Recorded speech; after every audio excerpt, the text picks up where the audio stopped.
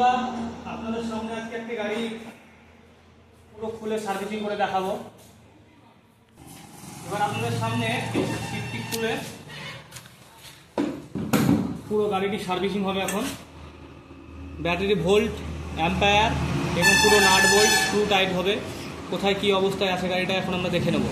এখন আপনারা দেখছেন যেটা, এটা চার্জিং সকেট। এই যে কানেকশনটা দেখছেন তার এখানে চার্জারের পিনটা এখানে লাগায়, এইখান থেকে চার্জ হয়। তো এটা আমরা আপাতত খুলবো।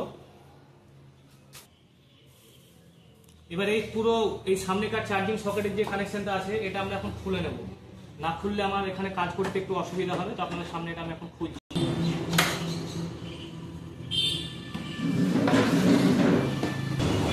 তো আপনাদের সামনে এখন আমি নিয়ে এসেছি মাল্টিমিটার। এই মাল্টিমিটার দিয়ে প্রত্যেকটা ব্যাটারি ভোল্ট চেক করা হবে। দেখি এখন প্রত্যেকটা ব্যাটারি কি কন্ডিশনে আছে, কি অবস্থায় আছে।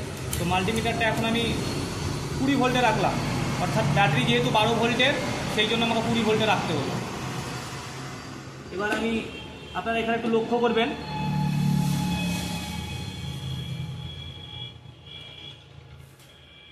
দেখতে পাচ্ছেন আপনারা ব্যাটারি 12.95, অর্থাৎ ব্যাটারি ঠিক আছে। আপনারা বাজারে অনেক গাড়ি দেখবেন, অনেক চায়না গাড়ি বেরিয়েছে, অনেক কোম্পানির গাড়ি বেরিয়েছে, যেগুলো বলবে কিনা আপনাদেরকে 1 লাখ টাকায় 5খানা গাড়ি, 3খানা গাড়ি। আমাদের গাড়ি দাদা ব্র্যান্ড, আমাদের গাড়ি কোম্পানির গাড়ি। আমাদের ব্যাটারি লেড অ্যাসিড ব্যাটারিতে শুধু কানেকশনটা দেখুন, এই যে একটা এক্সট্রা ওয়্যার যে ফিউজটা রয়েছে, এটা অন্যান্য গাড়িতে আপনি পাবেন না। এটা ফিউজ কানেকশন, অর্থাৎ এই ফিউজটাতে আপনার ব্যাটারি শর্ট সার্কিট বা ব্যাটারি উল্টোপাল্টা ভুল বশত কানেকশন হয়ে থাকলে এই ফিউজই আপনাকে বিপদের হাত থেকে বাঁচাবে।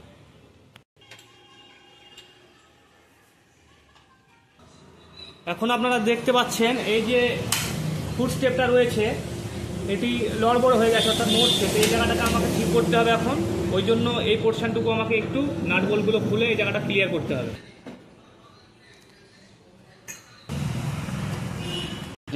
তো এটাকে এখন আমরা একটু হালকা করে উপরের দিকে চালিয়ে নেব, যাতে করে আমার এই পোর্শনটায় কাজ করতে সুবিধে হয়, আমি একটু স্পেস পেয়ে যাই থাকা।